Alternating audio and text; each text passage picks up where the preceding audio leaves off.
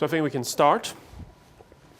Welcome back. Last time we looked at how to use invariant set theorems to look at convergence to different kind of final behavior.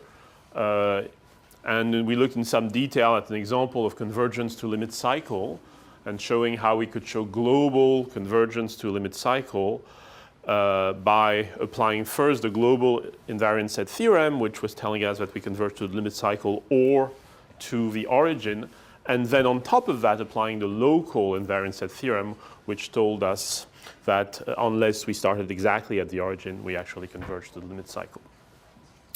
So this was an example of using these invariant set theorems not just to get rid of technical questions about when power stops being dissipated, but also to analyze convergence to more general forms of final behavior.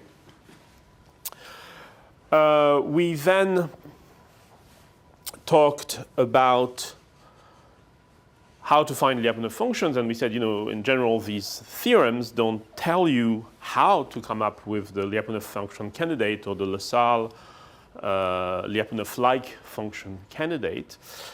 There's a particular case where that's very easy and that's very systematic. It's the case of linear time-invariant systems. Okay?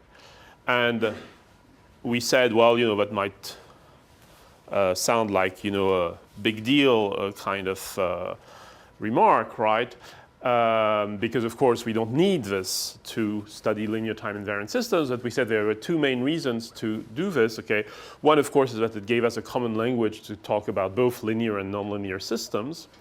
But more practically, because as Lyapunov functions, like energy functions, are going to add as you pile up, subsystems, it's nice to have if you have part of your system which are linear, whether it's in the controller or in the system dynamics itself, it's nice that they come up automatically with their Lyapunov function block. Okay? So that's why we were interested in deriving Lyapunov functions for linear systems.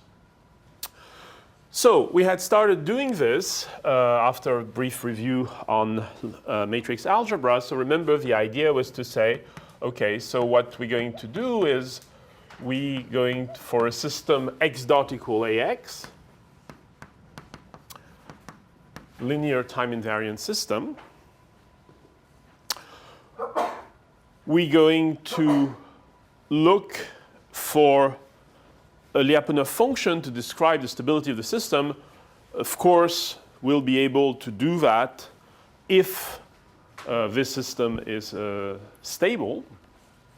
And the Lyapunov function, we're going to look in the form of a quadratic form, so x transpose px, where p is a constant, symmetric, positive definite matrix.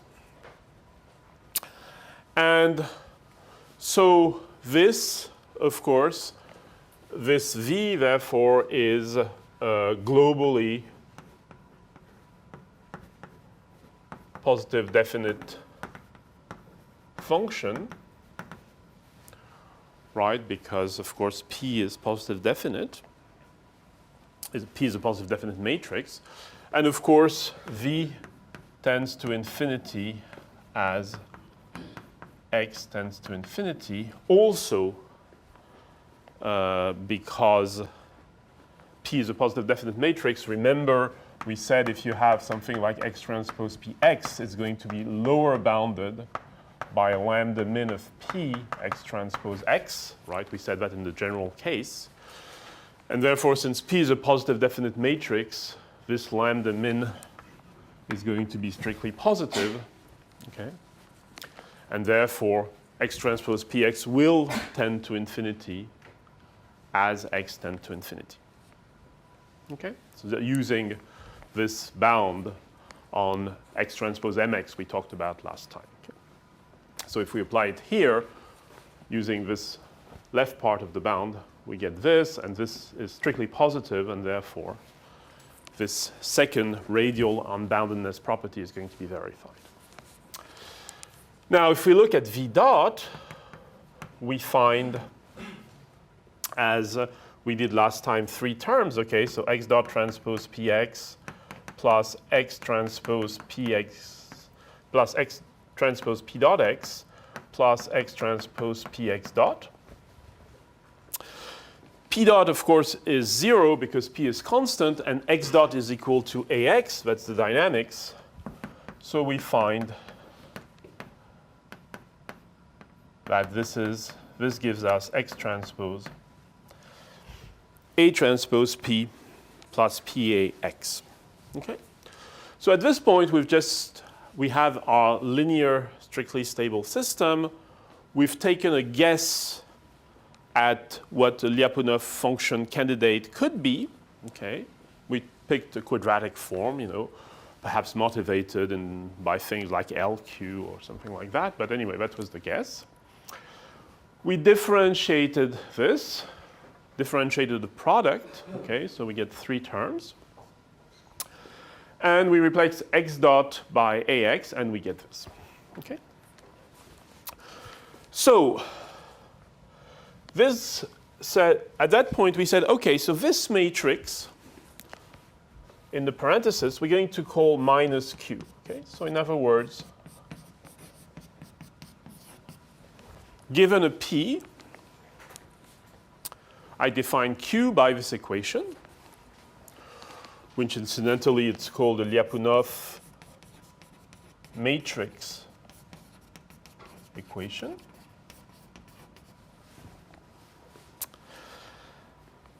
And one plausible question is, suppose I choose a P here which is positive definite, let's say identity, right? Then if the system is stable, is it true that the corresponding Q is positive definite, right?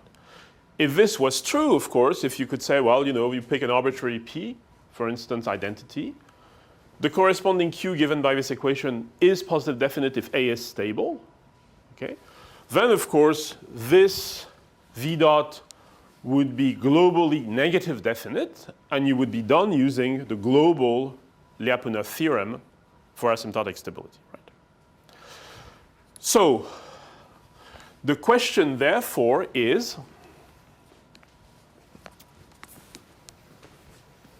I'm going to rewrite here this Lyapunov matrix equation. So A transpose A, P plus PA equal minus Q. I start with a symmetric positive definite matrix. Does it imply that Q is also positive definite? Okay.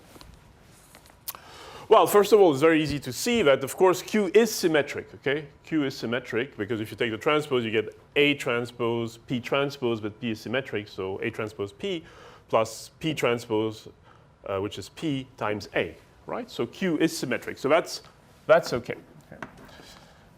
But however, it's very easy to show. You just have to pick up a counterexample. There's one in the book, okay, a 2x2 counterexample, that this implication is not true. All right, so as I said, in math you have to be lazy and you have to be, optimistic, right? But actually that was a little too simple. Okay, that was a little too simple an assumption. But if A was strictly stable and you picked an arbitrary positive definite P, then you would get a positive definite Q. All right? So that's not true. But not all is lost, right? Because what this calculation says, somehow, given a strictly stable system x dot equal ax, we need to find a pair of matrices, a pair of symmetric matrices, P and Q, which are both positive definite. Okay? So what turns out to be true is that the converse is true. In other words, if you start with a symmetric positive definite matrix Q, then you can solve this equation. Of course, it's more complicated than just computing Q from P, right? But you can solve this equation. This equation has actually a unique solution. And if the system x dot equal ax is strictly stable, this unique solution P will be positive definite. Okay? So it's not quite as simple as it could be, but it's not that bad. Okay? If I see this equation not as defining Q given P, but as defining P given Q, then I'm all set. I have a pair of positive definite matrices if A is strictly stable. All right? So that's what the theorem says, okay, and it's proved in the book. It's not very hard to prove, but so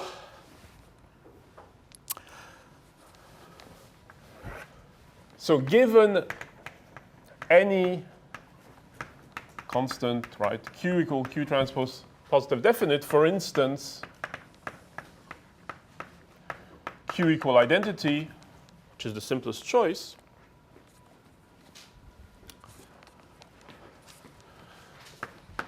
there is a unique solution P to the, let me call it LME, the Lyapunov matrix equation A transpose P plus PA equal minus Q.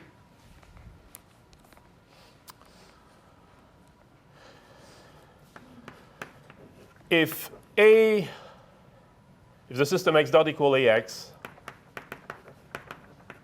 is strictly stable, actually, back up a second.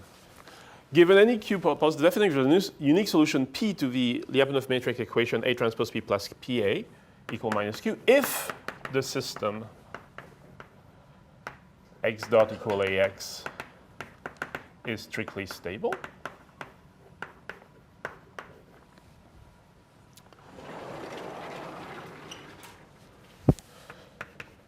This solution can be written P equals sum from 0 to infinity of E transpose AT times Q times E transpose AT. So this is a matrix exponential, right? It's the exponential of the transpose of this matrix. This is the matrix Q, and this is E to the AT. Okay? So that's what the theorem says. You know, if you start with a stable, strictly stable linear system, x dot equal AX, then this Lyapunov matrix equation, given some positive definite Q, has a unique solution P, right? Which, by the way, can be computed this way. Okay? Now, how do we see, by the way, even if we haven't shown this theorem, again, it's, you know, it's half a page in the book, right? It's not a big deal. Even if we haven't shown this theorem here, how do we see where the fact that A is stable comes in?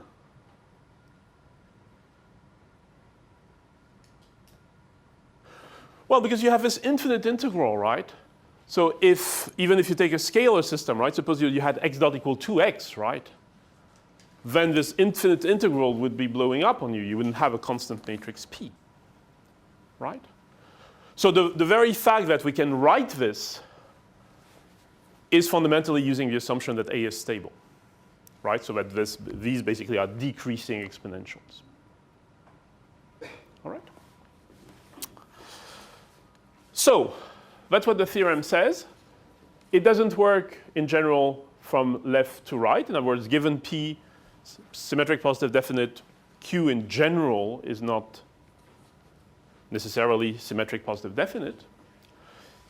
The converse, though, is true. If you start with a symmetric positive definite Q, for instance, Q equal identity, then this equation, this Lyapunov matrix equation, has a unique solution, P, which incidentally can be written this way. And this unique solution is positive definite. Okay.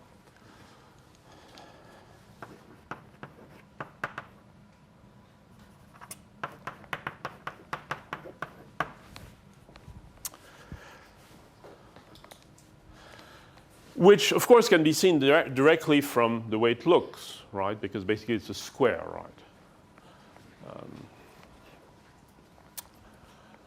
So this solution P is symmetric and positive definite. Okay. Everybody understand what this theorem says? Right? Given a strictly stable linear system, given Q, for instance, identity, you can always find P, the unique solution of this equation, and that P will be symmetric positive definite. And happens to be written this way. Now, in the same way that we said, you know, the definition of a Jacobian is df over dx, right? But in general, that's not how you're going to find it in the vicinity of a particular equilibrium point. What you're going to do is neglect high order terms.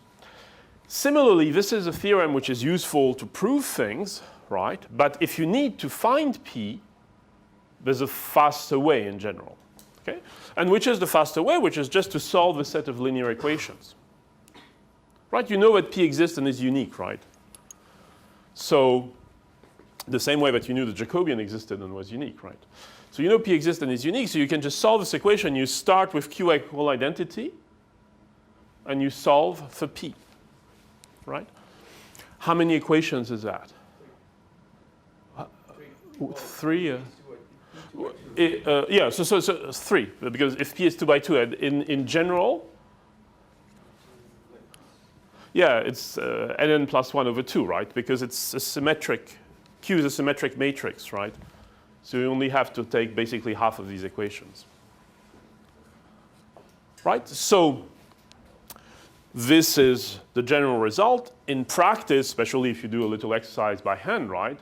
You pick Q equal identity and you solve, you know, this set of equations, and of course you solve basically only half of them because everything is symmetric. Okay?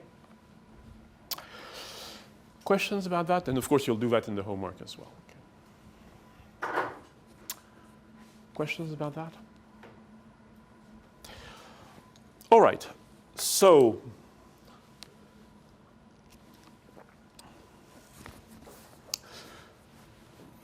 basically that gives you a completely systematic way to take a linear, strictly stable system and come up with a Lyapunov function for it. And a Lyapunov function in the strict Lyapunov sense, you know, no need of the invariant set theorem, right? In the strict Lyapunov sense of global asymptotic stability. Okay. Questions? Okay. So what I'd like to do now is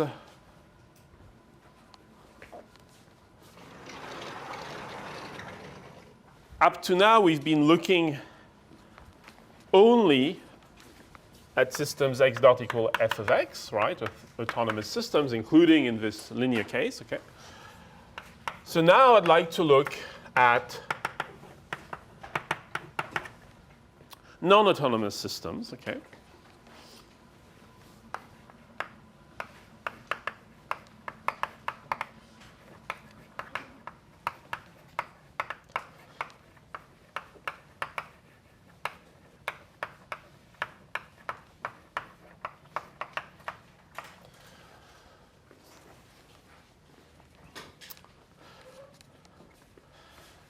Now, we said from a theoretical point of view, and we saw that very well in the proofs, right?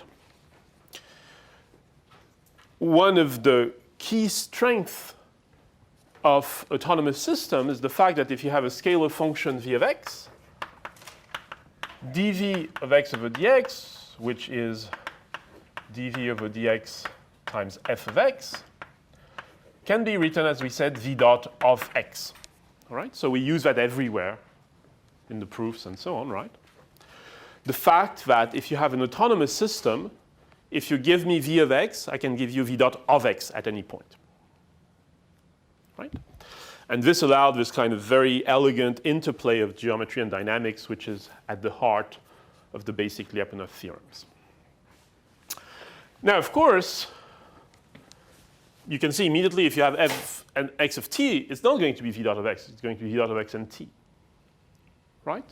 Which means that at a particular point in the state space, you won't be able to give a given velocity, if you want, in v, unless you know time as well. All right? So the geometry is going to become more complicated, or less natural, if you want. So that's one way to see it, from the basic proofs of the fundamental Lyapunov theorems. We know that we relied heavily on this. Another way to see why it's going to be more complicated is to look at the next step from linear time invariant system, which is linear time varying systems. Okay? So let's look at a little example. It was chosen to be reasonably simple. You can make it even more natural if you want, as this one. This one was chosen just to be simple. So suppose we take a linear time varying system, so x dot equal a of t times x. And specifically in dimension 2, this linear time varying system, x dot is equal to minus 1, minus 1, 0, e to the 2t x.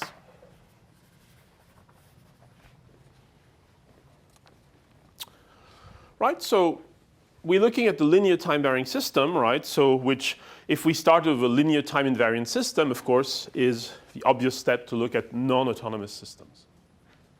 Okay. So let's look at this system, right? And again, we could conjecture that if the eigenvalues of a of t are always in the left half plane, then the system perhaps indeed is stable. It will go back to 0, right? That would be a natural first conjecture, right? How do I analyze the stability of this? Well, I look at every t, and if at every t the eigenvalues are in the left half plane, the system will tend to 0. Okay, that's a conjecture. Okay. Now, it's not always easy to prove conjectures, but sometimes much easier to disprove conjectures. Okay, so the point of this system shows that this conjecture is not true. Okay, so what are the eigenvalues of this system?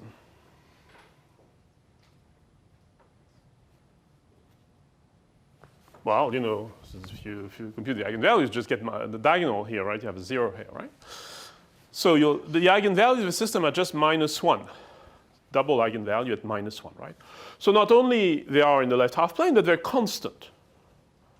Okay? So the eigenvalues don't even change. All right? So if the conjecture was true, well, the system would tend to 0, okay?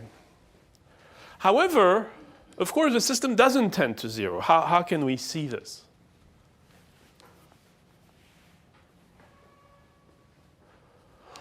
Well, because the system was chosen simple enough so that we can solve it, right? Of course, a lot of the point of all the stability analysis and so on is that you don't have explicit solutions, right? Or it's not easy to come up with explicit solutions. Otherwise, you would come up with an explicit solution and see if it tends to 0 or not, right? In this case, it's very easy to solve it, right? You can first solve the second equation. So if you solve the second equation is x2 dot is equal to minus x2, right? So the second equation tells you that x2, well, let's do it in steps, right? x2 dot is equal to minus x2. And the first equation tells you that x1 dot plus x1 is equal to e to the 2t times x2.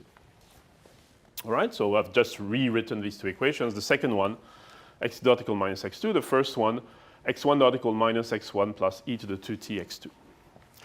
Now I can solve this first equation, x2 dot equal minus x2. And what does it give me? Well, of course, it gives me x2 is equal to whatever it was initially, x2 0, okay, e to the minus t. So far, so good, right? So that tends to 0. However, the second equation tells me x1 dot plus x1 is equal to e to the 2t x2, which I've just computed. So it gives me x2 0 e to the plus t, right, 2 minus 1.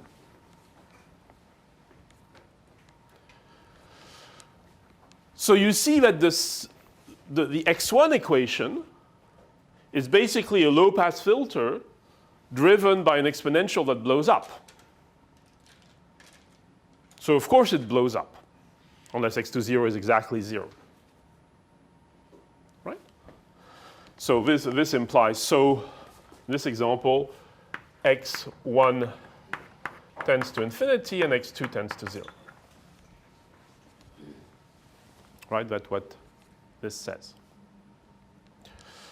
So of course, the state doesn't tend to 0. Okay? So here we have a very simple system, right, where the eigenvalues not only are in the left half plane but are constant, but the system blows up. Okay? So it's not true that if you take linear time varying system, you just have to look at the stability of each of the linearization and you'll be fine. Okay? So everybody understands this, right? This was one way to show why it was harder for non-autonomous system, just from geometry, right? And it's another way to show why it's harder, because even for a second-order linear system, we see immediately why it's harder. Okay? Now, this doesn't mean, by the way, that there's no way to analyze systems like this, right? So, for instance, and towards the end of the course, we'll give much more general results. Well, in the second part of the course, we'll give much more general results, okay? But for instance, you see what happens here is that the eigenvalues are -1, and the reason is when you take the determinant, right, you get the product of 0 by this thing which is blowing up, which gives you 0. Okay, so in a sense, when you take the determinant, you're kind of hiding this term. Okay. Now, you might wonder, well, suppose I take a system x dot equal ax, and I look at the eigenvalues not of A, but of the symmetric part of A. Okay? So assume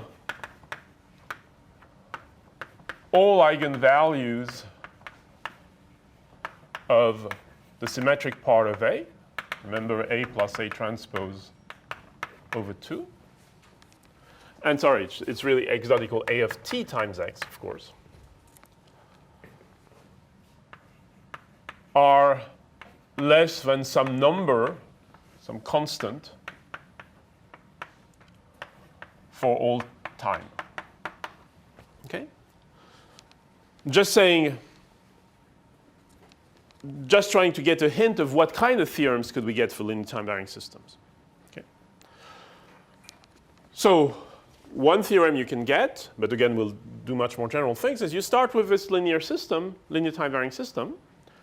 You don't look at the eigenvalues of A because we know that doesn't work, right? But you look at the eigenvalues of the symmetric part of A. Okay? Assume all eigenvalues of the symmetric part of A are less than -2 lambda. Okay? Then x does tend to 0 exponentially with rate lambda. This constant, of course, is negative. Okay? Strictly negative constant.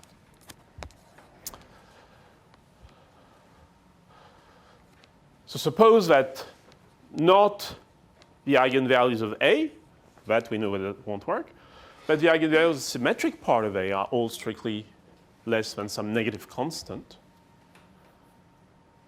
then that will work. Okay.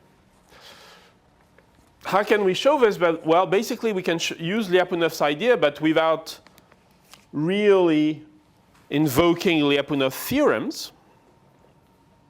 Okay.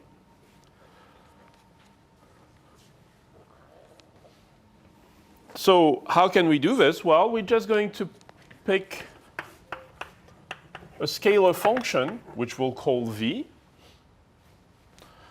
And the scalar function will just be x squared, x transpose x. Right? So here we're not using any Lyapunov theorem, but we're really using a Lyapunov idea, okay, of looking at a scalar and things like that, right? So we have V is equal to this, right? V dot can be written, so it's the derivative of a product of two terms, right? So it's x dot transpose x plus x transpose x dot.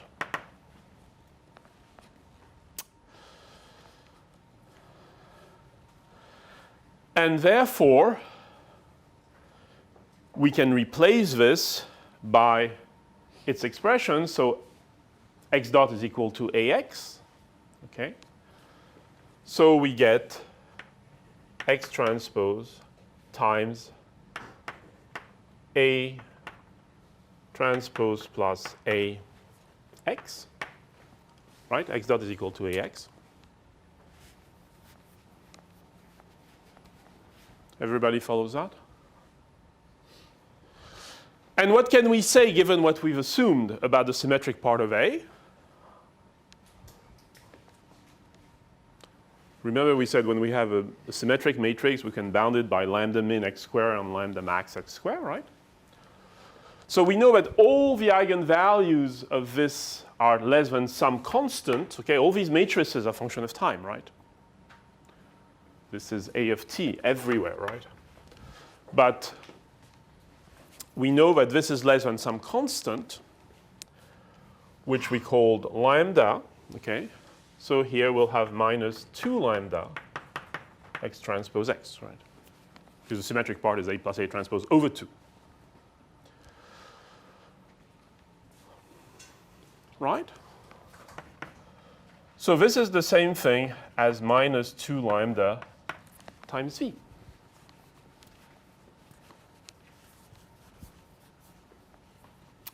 And therefore,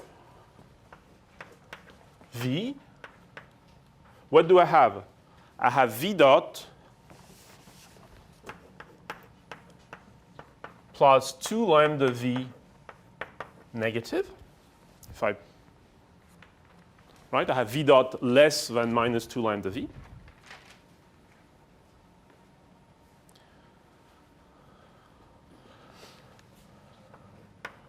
Which implies that V is stuck between 0 on the one hand because it's positive, and whatever its initial value was times e to the minus 2 lambda t. Right? If you had V dot plus 2 lambda V equals 0, you would have V equal V0 e to the minus 2 lambda t, right? So here you have less or equal. We'll come back to that, okay? Since I see some worried looks. We'll come back to this inequalities. And therefore, V, remember, is x squared, right? So it says that V converges to 0 with a rate of 2 lambda, so x converges to 0 with a rate of lambda, right? Which means the result, right? Okay. So in other words, we haven't used the Lyapunov theorem or an invariant set theorem or whatever. Anyway, we're dealing with a non-autonomous system. We haven't seen any, right? But we've fundamentally used Lyapunov ideas. You take a scalar, you differentiate it, and you see whether you can show things out of this scalar and this summarizing function. So here we show that V dot is less than minus 2 lambda v. Therefore, that v dot satisfies this equation. Therefore, v, which is positive, is also less than the shrinking exponential, which means that v tends to 0 exponentially with a rate 2 lambda. And since v is the square norm of x, it means that x tends to 0 exponentially with a rate lambda. Yes? Can we then say that for a linear time invariant system, if the system is stable, then the eigenvalues of the symmetric part are definitely negative? No. No, actually, it's a good point. And actually, that's what we just saw when we saw Lyapunov theorems for linear time invariant systems. We said it's not true that if you pick p equal identity, then q will be negative definite. Okay. So here we're proving the other way around, right? We're proving that if you have a system, so that could apply to a linear time invariant system too. If you have a linear time invariant system whose eigenvalues of the symmetric part are all negative and the system is stable. Okay? But it doesn't show the other way around, because actually the other way around we know that's not true. Good question. Any other question apart from this inequality I'll come back to? Okay? So this is just one theorem, okay? It's just to say, there's no reason to put your arms up and despair, right? There are still things that you can say about these linear time varying systems. And here we try to exploit the fact that we thought we had a hint about the mechanism why this didn't work, namely that you multiply this 0 by this exponential. Okay, and therefore we took the symmetric part first. Okay? So just a quick remark about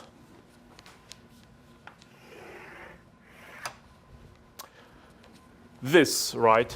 We said we have this equation, v dot plus 2 lambda v less than or equal to 0. Therefore, v is less than v e to the minus 2 lambda t, right? So, of course, if we had equal 0, then we could say v is equal to v e to the minus lambda t, okay? So the trick is simply to say, if you're not familiar with this, right? So we have this equation, v dot plus lambda v less than or equal to 0, okay? So we can write this, of course, as v dot plus lambda v is equal to some r of t, some function r of t, which is negative or 0, right? We haven't said anything new. Instead of saying v dot plus lambda v is less or equal to 0, we call it some r of t for some initial condition, right? And that r of t is negative. Okay, so far so good? But if you say that, then of course you can now view this as a linear system driven by r of t, right?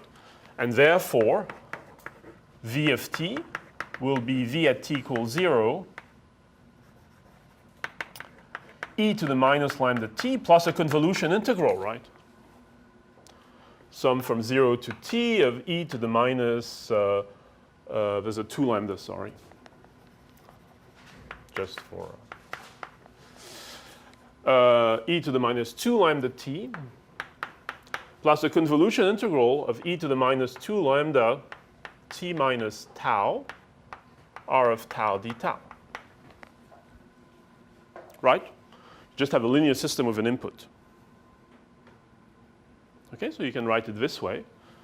And this, of course, is negative. Why is this negative? Because r is negative and the exponential is positive. So that's how you get this inequality. Right? So in this case of so-called differential inequalities, right, you know it's the same result as the equality plus driven by something negative, right? And so since it's linear, the effect of the negative thing is very easy to compute explicitly. And of course, once you have this form, it's the integral of an exponential, which is positive, times something negative, so it's negative. Okay? So that's why we went immediately from here to there. And of course, the other thing that allows us to conclude is that we know that v is positive. Okay? Otherwise, it could become negative or whatever. Here, we know it's stuck between 0 and something that shrinks to 0. Okay? Questions about that? All right, so this was kind of a side remark on saying what kind of theorems could we get, for linear time varying system, and towards the second part of the course, we'll get much more general theorem, which will apply to linear time-varying systems and nonlinear non-autonomous systems using a little similar ideas. Questions about this? Okay, so for the moment, we've motivated why it's harder, and as a ray of hope, we also gave an example of what kind of theorems you could get. Okay. Now, there's a kind of a long chapter 4 because there's lots of literature on non-autonomous nonlinear systems, and there's even, of course, much more than what is in chapter 4. What we're going to pick out of there is one particular theorem, which is particularly simple and which has many applications for non-autonomous systems, but also for adaptive control and so on. And this theorem is called Barbala's lemma, and it's really a theorem in functional analysis. It has nothing to do, in a sense, with Lyapunov theory. And at the same time, it applies directly to Lyapunov-like ideas for nonlinear systems, nonlinear, non-autonomous systems. Any questions? Okay. So let's talk about this. Okay, so it's section 4.5, I think, right? So it's a Lyapunov-like stability analysis of nonlinear, non-autonomous systems, and the result that we'll focus on, again, there's many results in this context, but a particularly simple result we'll focus on is what's called Barbala's lemma, which again is from the 1950s, and it's a result in analysis. Before we get into Barbala's lemma, I'd just like you to think a little about properties of functions of time and their derivatives. Okay. The same way that, we said, well, we have different forms of stability and we have to be precise because they correspond to very precise practical questions. Here it's one point where we have to be precise, or at least aware of the fact that we have to be precise, not to jump to conclusions too fast. So let's just call it asymptotic, meaning at t equal infinity, properties of some smooth function g of t and its derivative g dot of t.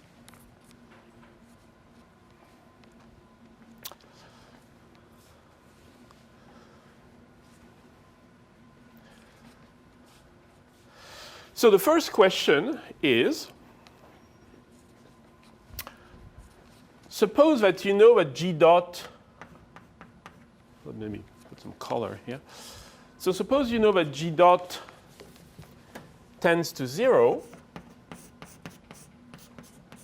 as t tend to infinity. Does this imply that g of t tends toward a limit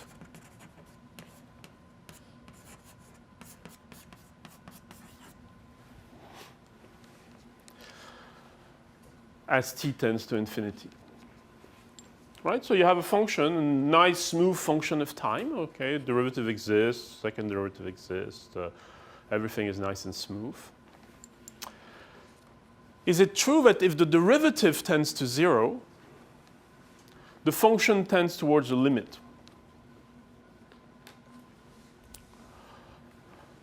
Well, it's certainly not true, for instance, that it tends towards a finite limit, because if you just say take log t, right? If you take g of t equal log t,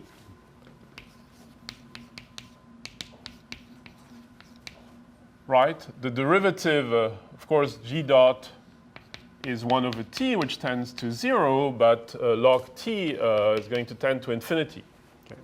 So that's a limit, right? It's not a finite limit. So it's certainly not true that it tends towards a finite limit.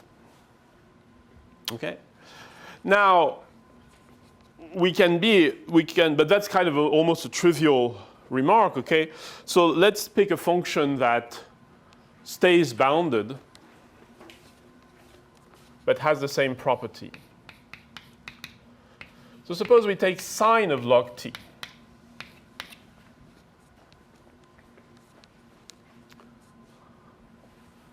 So what does sine of log t looks like as a function of time?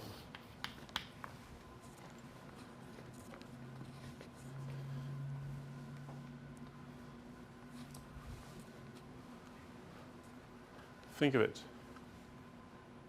Well, basically, it's a function that gets more and more boring, right? Like some classes. So it starts, doing lots of things, right? Being very excited, and then, it gets flatter and flatter. But it never tends anywhere, right? Right? The g dot is going to be 1 over t cosine, right, of log t. So g dot tends to 0, of course. This is g of t. G dot tends to 0, but the function keeps drifting, right? Slower and slower. It doesn't tend anywhere. Right, so that's a case where g dot tends clearly to 0. G remains bounded, right, between -1 and 1, but doesn't go anywhere. Okay? So in other words, this is not true. Okay, this implication is not true. And notice, we didn't have to make a very complicated construction with spikes getting further and further. I mean, we didn't have to make a page of construction to get this counterexample, okay? So if you think of it, linear systems respond like exponentials, right? And sinusoids, right? So it's not very complicated to make up some slightly nonlinear combinations of linear system which give you sines and logs, right? So it's a counterexample, but it's not a contrived counterexample. It's not a big deal to find something like this. Yeah. So what about the other way around? So what about, is it true that if you have a function that converges to a finite limit, then, so let's take the same structure here. So x tends to a finite limit as t tends to infinity, okay? Is it true that it implies that g dot of t tends to 0?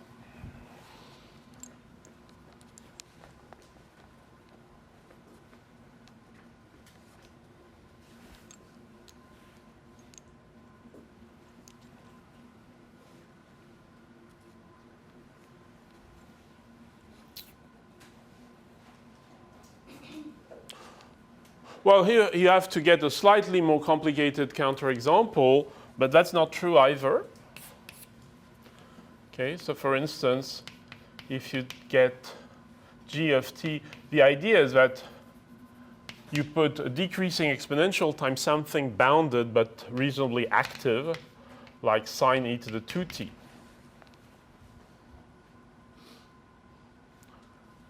Right? Suppose you take this function. If you differentiate it, right, we won't do it completely, but if you differentiate it, you'll see you'll have a term which will be minus e to the minus t times sine this, so that will be fine, okay? But then you'll have another term which will be 2 e to the minus t e to the 2t times something, right? So it will be e to the plus t times something.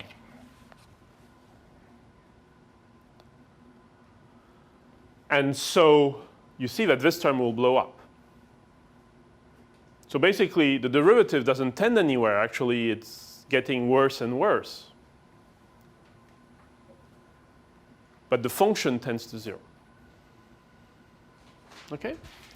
So neither of these implications is true. It's not because g dot tends to 0 that g does tends to finite limit or whatever, and the other way around is not true either. Okay? Third question.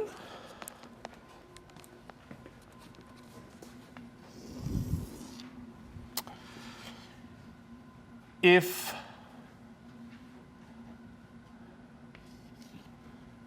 g is lower bounded,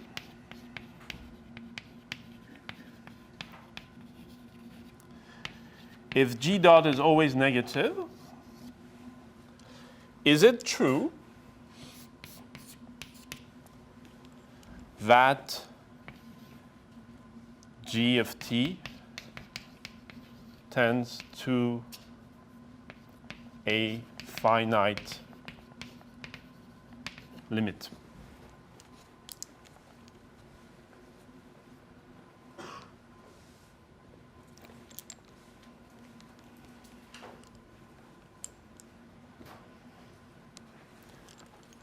Well, yes, that's true. We've used that.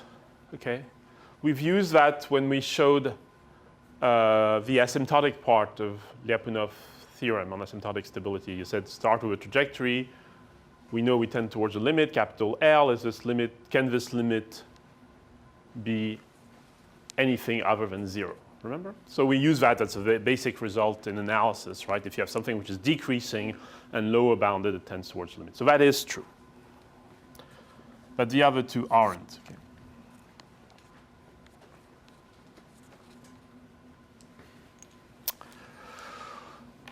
Okay. So, what is Barballa's lemma?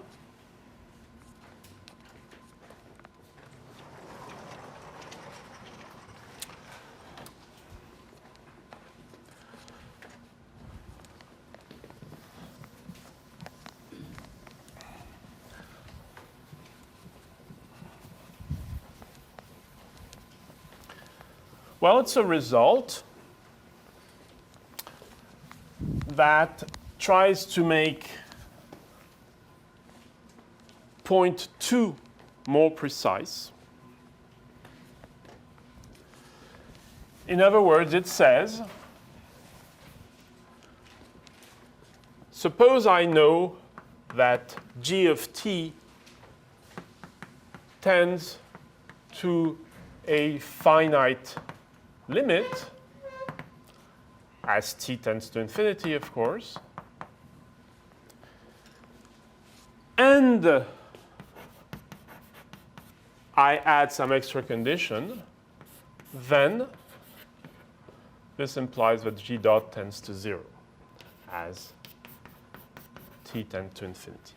In other words, Barballa's lemma says in this question here, what extra condition should we add so that it does imply that g dot tends to 0? So of course, there's many answers to that. Okay, we could add the condition that g dot tends to 0. It would not be very interesting, but all right. We could add actually the condition that g dot tends towards some finite limit. Actually, that would be would have to be 0. Okay. But in Barballa's lemma, we give a condition which, in a sense, is often easier to verify using Lyapunov-like tools, which is that g double dot is bounded. Okay. So if we add the condition that g double dot is bounded, then it will be true that if g tends towards a finite limit, then g dot will tend to 0. Okay? What do we mean by bounded? We mean there exists some alpha such that for any t, g double dot of t is less than alpha, right? That's what bounded means in absolute value.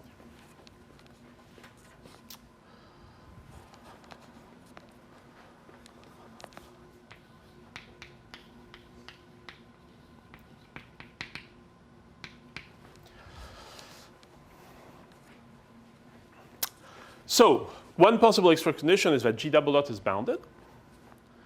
And then this will imply that g tends to 0 as t tends to infinity.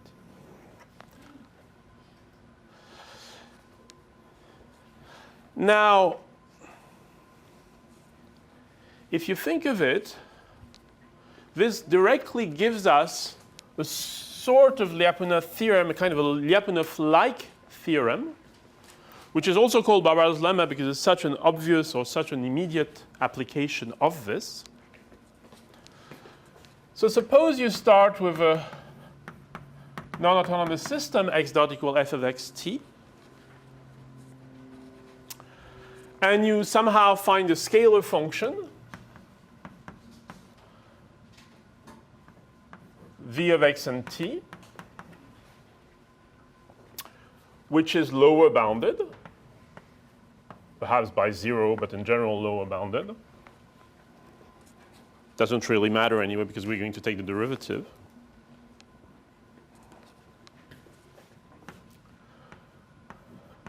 Such that d over dt of v is always negative or 0 along all trajectories. And such that d square over dt of v is bounded.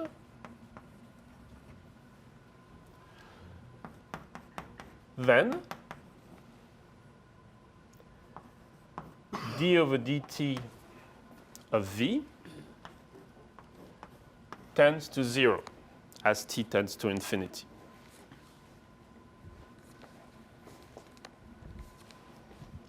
So that's the result. All right. So what the theorem says, we're going to prove this. You'll see it takes a second. Theorem says if you can find a scalar function for this system, which is lower bounded, for instance positive, whose derivative is always negative, so that scalar function keeps decreasing, and whose second derivative is bounded, okay, then the first derivative tends to 0. And that's the result. Okay, so that's what the theorem says. How can we show this? So we haven't shown this. You have a proof in the book, a slightly more general proof in the book. But assuming this result, how can we show this? And that's why I'm saying it's also called Barbaro's lemma, because it's really an immediate application of this.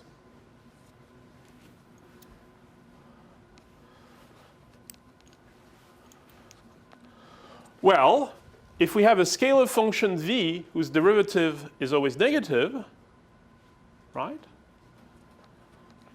Then we are in this case. Okay? It tends towards a finite limit, starting with any initial condition. Right? Now we also know, of course, speaking g of t equal v of x of t and t, right? We also know that if it tends towards this finite limit and its second derivative is bounded, then the first derivative tends to 0, okay? So the proof is just for a particular trajectory, the proof of that theorem, you just apply it to g of t, which is v of x of t and t for some particular initial condition.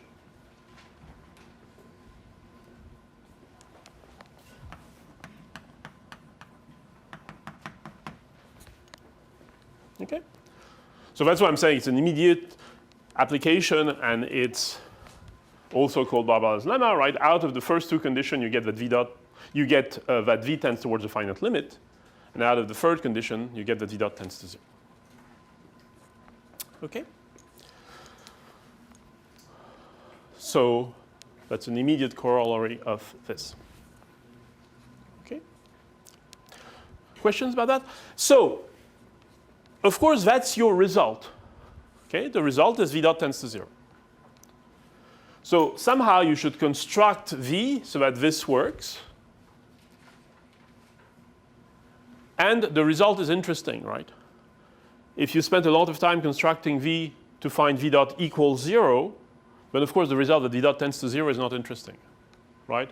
Or if you built up v so that v dot is equal to 2e to minus t, then it's not interesting either to know that v dot tends to 0 because you knew that also, right? So typically, saying typically, right, it doesn't have to be always the case.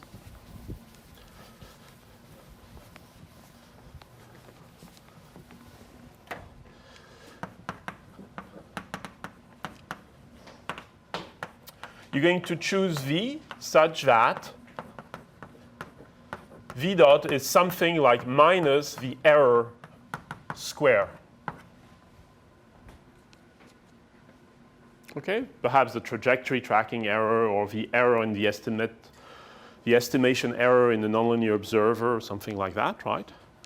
You're going to choose v such that somehow v dot is minus your error term square or minus the absolute value of your error term or something like that, okay? So that applying the theorem and therefore knowing that v dot tends to 0 tells you that the error tends to 0, right? And of course you put a minus sign because you want v dot to be negative, right? So typically it's going to be that, okay? It may be absolute value, it may be to the power 4, but typically it's going to be something like that, okay? Also, typically, not always, but typically the first two conditions are going to imply the third. Okay? First two conditions.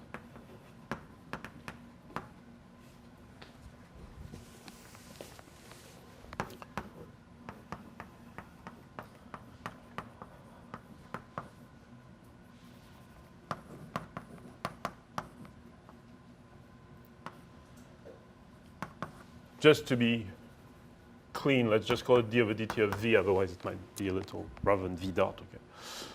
It might be a little confusing at this point. So v low bounded, time derivative of v is less or equal to 0, imply the third,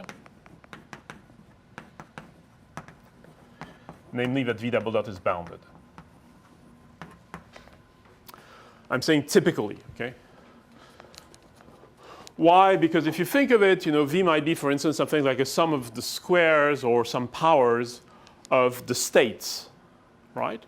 And so knowing that v is bounded says that each of these individual terms in the sum is bounded, which means that if you compute v double dot, it will contain all these state terms, and you'll know that each of them will be bounded. Okay? Now, I'm saying typically because you might have 1 over something or so on in some cases, right? But typically that's what's going to be the case.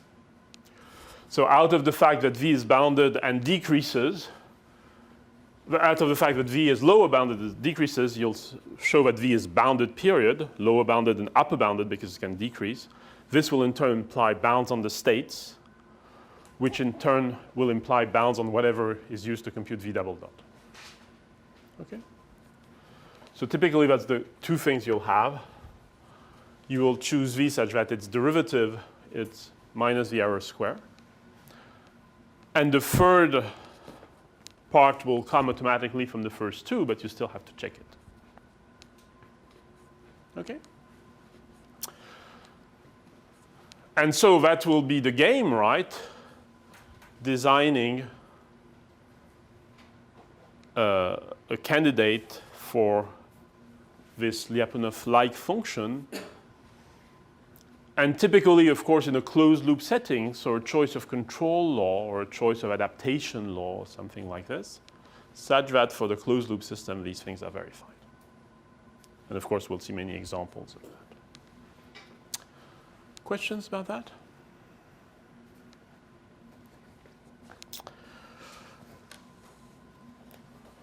Questions? Yes? Have you used Lassiel invariant gap theorem to reduce this incomplete? Okay, so not the one we showed, okay? Lassalle actually wrote a paper in the 70s deriving some variation, some much more technical variation of the invariance theorem for non-autonomous systems. Okay, so you could use that, and as I said, there's many theorems related to this. Okay, we'll use this theorem.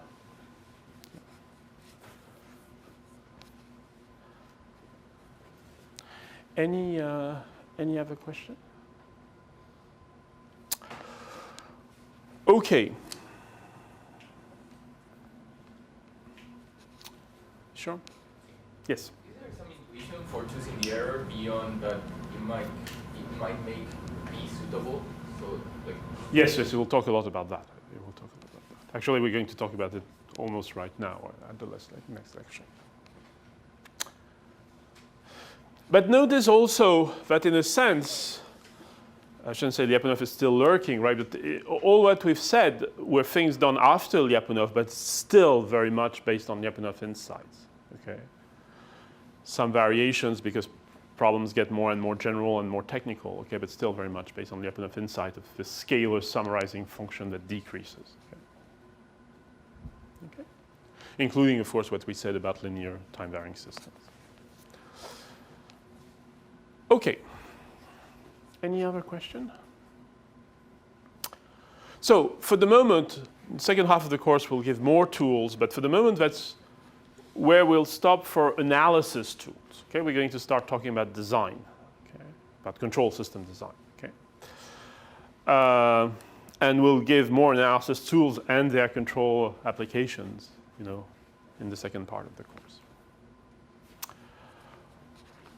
Okay.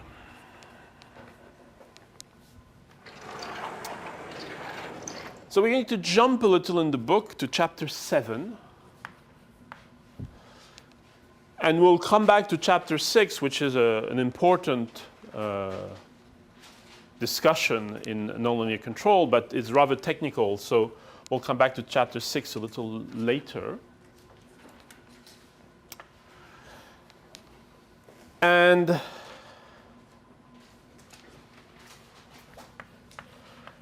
basically, we're going to talk about robust control of a nonlinear system in some specific context.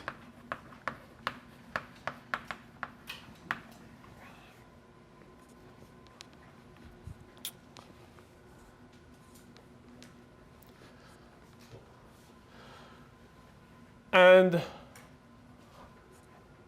typically, we're going to consider n-dimensional version of F equal ma kinds of problems. So if you have a scalar x, we're going to look at system corresponding to differential equations of the form f of x dot x to the n minus 1 and t plus b of x dot x to the n minus 1 and t times some scalar control input.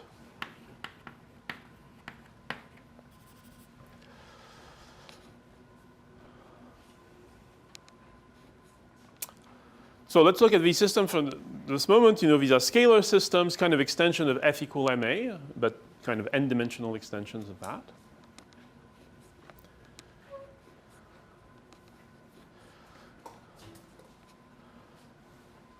And apart from being scalar systems and single input systems, what's one of the main special things about these systems?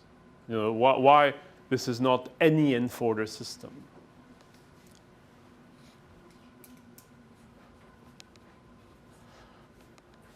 Well, we'll come back to that in a sense. That will be the whole story about chapter 6. But what's special here is that the state of the system is simply a scalar and its derivatives. Right? And you can write everything in terms of that, and you end up with a scalar nth order differential equation. Right? So in a sense, it will be the central question in chapter 6, how general is this? When can you take a system with its state and somehow transform the state so it becomes a scalar in its derivatives? But we'll come back to that. Still, you can immediately see, just starting from there's lots of real physical systems that look like this, right? F equal ma. You can add motor dynamics. It will still look like this. I mean, there's lots of systems which are going to look like this. N-dimensional version, rigid robots are going to look like this. Okay. So, rigid robot, aircraft, spacecraft, lots of things are going to look immediately like this. And why am I calling this robust control? Because of course, if F and B were exactly known,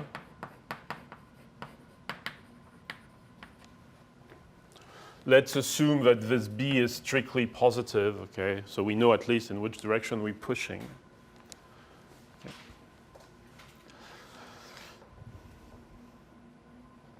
But so what I'm going to say is really coarse, okay? It's just to tell you why we're calling this robust control. Because that's not what we're going to do, okay? But if we happen to know exactly BF and exactly B, right? And we had some questions. So for instance, we had a trajectory tracking problem with some error, which we would call x tilde, which would be the difference between the actual and the desired. Okay.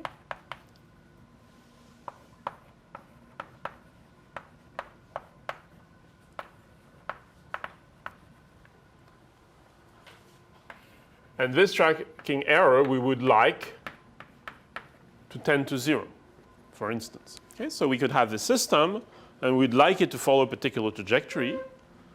And we would have a trajectory tracking error, which we can call x tilde, which is the difference between the real thing and the desired trajectory. And we would like this to tend to 0. Now, suppose F was exactly known, B was exactly known, okay? Then something really coarse, okay, one could do is call this entire quantity small v. I'm saying small because it has nothing to do with the Lyapunov function. So small v, right? So we would have x to the n equal v, so that's a nice linear system. We could design v any way we wanted. And at the end, we could solve for u. Right?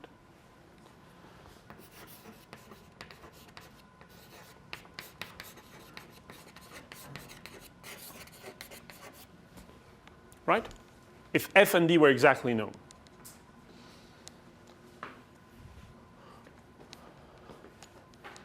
We could say, forget about all this thing, right? Let's just call it v. It's a right-hand side. I can design, using measurement of the state, whatever I want with this. Gives me v of x and t. And then I solve for u, and that's what I apply to the real system. Okay. Now, of course, real systems are not like that. You don't know f exactly. You don't know b exactly. Okay? And depending on the system, they may be quite far away from that. Okay? So for instance, if you pick a baseball bat, okay, then the dynamics of your arm, or if a robot picks a baseball bat, right, the dynamics of the arm with the baseball bat is very different in terms of its parameters than without the baseball bat, because the baseball bat is of weight and size similar to those of the arm itself. Right? So it won't be at all the case that you know the dynamics whether you have a baseball bat or not. Okay? You need to know much more about the bat. Okay? Similarly, as you know, people are trying to find oil in deeper and deeper region of the ocean with sometimes rather unpleasant consequences. And one of the many problems linked to this is that you have to maintain these oil platforms. Okay? And if you think of an oil platform somewhere off Norway in the North Sea, right, maintaining it in the winter is not very pleasant thing to think of, especially if you think that, divers are the default, the default choice to do that. Okay, so of course one would like to build underwater robots that do that instead of divers because it's a very dangerous work. Okay, maintaining things underwater, right? Now, if you think of it, right, if you have an underwater robot or which is trying to do some work in contact with an underwater piling, somewhere in the North Sea in rough weather, okay. So you suppose you're trying to maintain some contact, okay, with the piling. It means that, and there's some current coming here. So when you are here, you have the full current. When you're behind, you have no current, and when you come back, you have again the full current. Okay. So first of all, you know very little about what this current is, and of course, even if you knew, it would be very complex hydrodynamic equations. All right. So the model you're going to use for that is going to be quite far away from the real thing. Okay. So what we're going to look at is the case where, okay, so you have F, you don't know,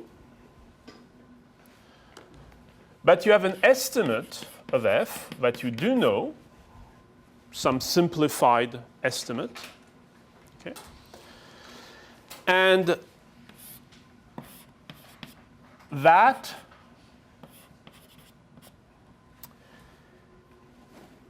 estimate is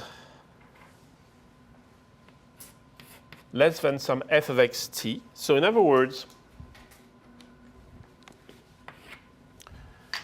this quantity you don't know, and these two quantities you know, the estimate and how bad or how good can it be. Right? So for instance, if we take, our very, very simple model of an underwater vehicle we saw in the first class, v dot plus v absolute value of v equal u, right? Well, you can say this v absolute value of v is modeling my real underwater dynamic with an error of perhaps 40%. Right? So you're going to know that your model is v absolute value of v, and your bound will be 40% of that. Okay? So, or similarly, if I take the robot with a baseball bat, you're going to say, well, most of the mass parameters I'm going to see in this robot are going to be within a factor 2. Okay. So, and of course, a similar equation for B, okay? So similarly, B is going to be known within certain bound, okay? And with a known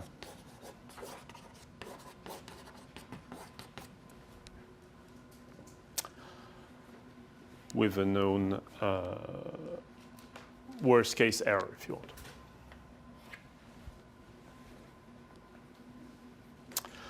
So that's the setup, okay? We're going to try to deal with these systems where we assume that, of course, we don't know the system exactly, but we have some estimate, which, depending on the problem, may be reasonably accurate or could be quite far off. And we're trying to do our best to achieve this trajectory tracking error tending to 0. Okay. And in the process, the first thing we'll do is try to answer your question a little better about what should we pick as an error signal. Okay? And that's what we'll do next time.